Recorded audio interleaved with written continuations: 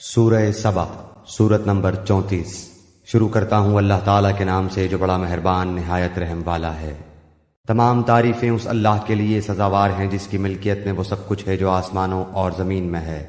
آخرت میں بھی تعریف اسی کے لیے ہے، وہ بڑی حکمتوں والا اور پورا خبردار ہے۔ جو زمین میں جائے اور جو اس سے نکلے، جو آسمان سے اترے اور جو چڑھ کر اس میں جائے، وہ سب سے باخبر ہے، اور وہ مہربان نہایت بخشش والا ہے۔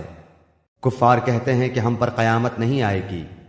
آپ کہہ دیجئے کہ مجھے میرے رب کی قسم جو عالم الغیب ہے کہ وہ یقیناً تم پر آئے گی۔ اللہ تعالیٰ سے ایک ذرے کے برابر کی چیز بھی پوشیدہ نہیں، نہ آسمانوں میں اور نہ زمین میں، بلکہ اس سے بھی چھوٹی اور بڑی ہر چیز کھلی کتاب میں موجود ہے، تاکہ وہ ایمان والوں اور نیکوکاروں کو بھلا بدلہ عطا فرمائے۔ یہی لوگ ہیں جن کے لیے مغفرت اور عزت کی روزی ہے، اور ہماری آیتوں کو نیچا دکھانے کی جنہوں نے کوشش کی ہے، یہ وہ لوگ ہیں جن کے لیے بدترین قسم کا دردناک عذاب ہے۔ اور جنہیں علم ہے وہ دیکھ لیں گے کہ جو کچھ آپ کی جانب آپ کے رب کی طرف سے نازل ہوا ہے وہ سراسر حق ہے، اور اللہ غالب خوبیوں والے کی راہ کی رہبری کرتا ہے۔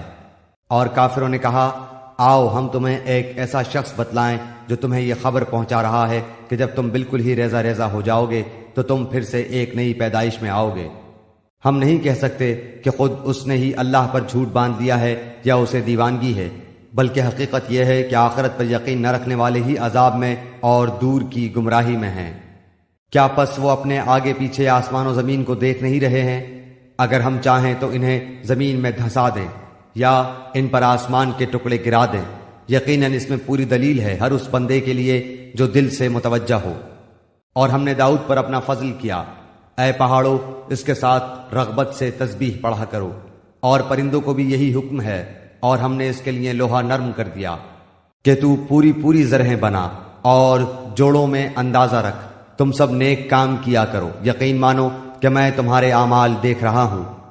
اور ہم نے سلیمان کے لیے ہوا کو مسخر کر دیا کہ صبح کی منزل اس کی مہینہ بھر کی ہوتی تھی اور شام کی منزل بھی، اور ہم نے ان کے لیے تانبے کا چشمہ بہا دیا، اور اس کے رب کے حکم سے بعض جنات اس کی ماتحتی میں اس کے سامنے کام کرتے تھے، اور ان میں سے جو بھی ہمارے حکم سے سرتابی کرے ہم اسے بھڑکتی ہوئی آگ کے عذاب کا مزہ چکھائیں گے۔ جو کچھ سلیمان چاہتے وہ جنات تیار کر دیتے، مثلاً قلعے اور مجسمے اور حوضوں کے برابر لگن اور چولہوں پر جمی ہوئی مضبوط دیگیں۔ اے آل داؤد اس کے شکریہ میں نیک عمل کرو، میرے بندوں میں سے شکر گزار بندے کم ہی ہوتے ہیں۔ پھر جب ہم نے ان پر موت کا حکم بھیج دیا تو ان کی خبر جنات کو کسی نے نہ دی سوائے گھن کے کیڑے کے جو ان کے عصا کو کھا رہا تھا۔ پس جب سلیمان گر پڑے اس وقت جنہوں نے جان لیا کہ اگر وہ غیب دان ہوتے تو اس ذلت کے عذاب میں مبتلا نہ رہتے۔ قوم سبا کے لیے اپنی بستیوں میں قدرت الہی کی نشانی تھی، ان کے دائیں بائیں 2 باغ تھے۔ ہم نے ان کو حکم دیا تھا کہ اپنے رب کی دی ہوئی روزی کھاؤ اور اس کا شکر ادا کرو، یہ عمدہ شہر اور وہ بخشنے والا رب ہے۔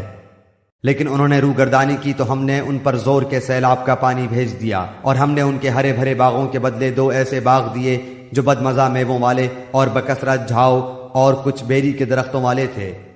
ہم نے ان کی ناشکری کا یہ بدلہ انہیں دیا، ہم ایسی سخت سزا بڑے بڑے ناشکروں ہی کو دیتے ہیں۔ اور ہم نے ان کے اور ان بستیوں کے درمیان جن میں ہم نے برکت دے رکھی تھی چند بستیاں اور آباد رکھی تھیں جو برسر راہ ظاہر تھیں، اور ان میں چلنے کی منزلیں مقرر کر دی تھیں، ان میں راتوں اور دنوں کو بامن و امان چلتے پھرتے رہو۔ لیکن انہوں نے پھر کہا کہ اے ہمارے پروردگار ہمارے سفر دور دراز کر دے، چونکہ خود انہوں نے اپنے ہاتھوں اپنا برا کیا، اس لیے ہم نے انہیں گزشتہ فسانوں کی صورت میں کر دیا اور ان کے ٹکڑے ٹکڑے اڑا دیے۔ بلا شبہ ہر ایک صبر و شکر کرنے والے کے لیے اس ماجرے میں بہت سی عبرتیں ہیں۔ اور شیطان نے ان کے بارے میں اپنا گمان سچا کر دکھایا، یہ لوگ سب کے سب اس کے تابع دار بن گئے سوائے مومنوں کی ایک جماعت کے۔ شیطان کا ان پر کوئی زور اور دباؤ نہ تھا مگر اس لیے کہ ہم ان لوگوں کو جو آخرت پر ایمان رکھتے ہیں ظاہر کر دیں ان لوگوں میں سے جو اس سے شک میں ہیں، اور آپ کا رب ہر چیز پر نگہبان ہے۔ کہہ دیجئے کہ اللہ کے سوا جن جن کا تمہیں گمان ہے سب کو پکار لو، نہ ان میں سے کسی کو آسمانوں اور زمینوں میں سے ایک ذرے کا اختیار ہے، نہ ان کا ان میں کوئی حصہ ہے، نہ ان میں سے کوئی اللہ کا مددگار ہے۔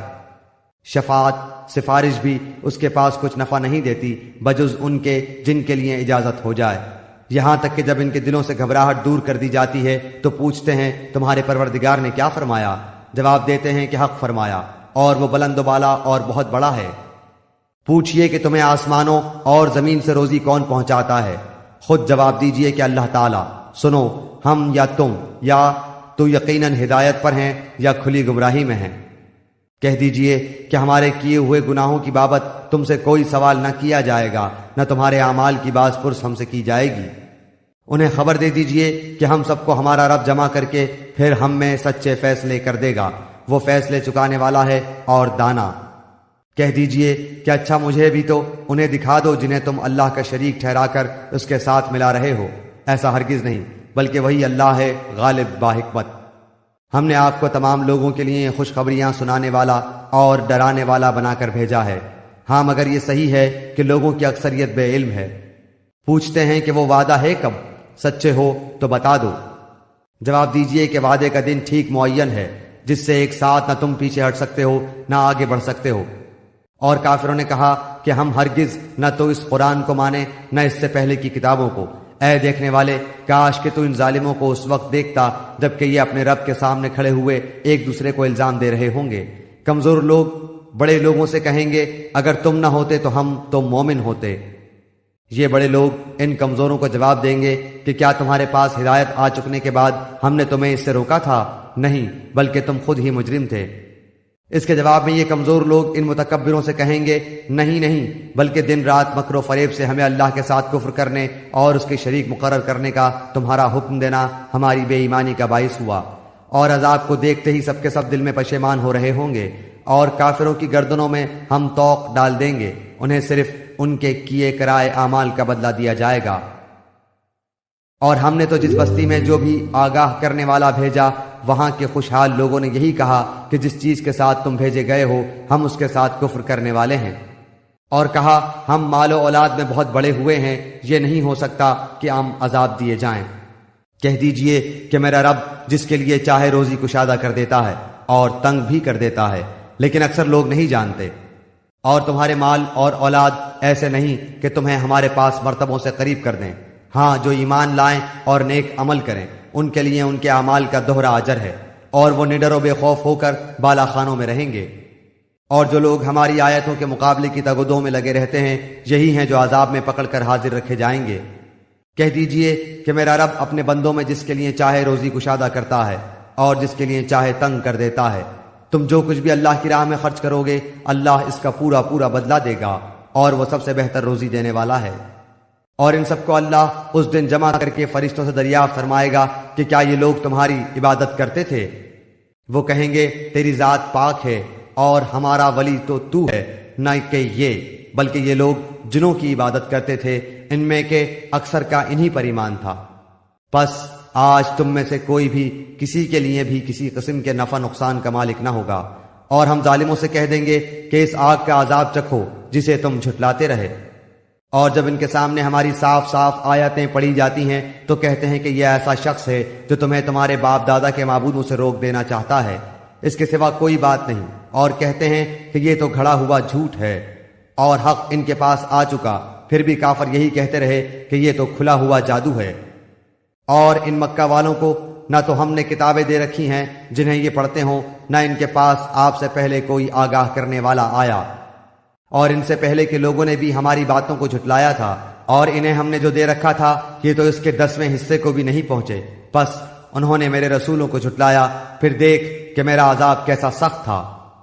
کہہ دیجئے کہ میں تمہیں صرف ایک ہی بات کی نصیحت کرتا ہوں کہ تم اللہ کے واسطے ضد چھوڑ کر دو مل کر یا تنہا تنہا کھڑے ہو کر سوچو تو صحیح، تمہارے اس رفیق کو کوئی جنون نہیں، وہ تو تمہیں ایک بڑے سخت عذاب کے آنے سے پہلے ڈرانے والا ہے۔ کہہ دیجئے کہ جو بدلہ میں تم سے مانگوں وہ تمہارے لیے ہے، میرا بدلہ تو اللہ تعالیٰ ہی کے ذمہ ہے، وہ ہر چیز سے باخبر اور مطلع ہے۔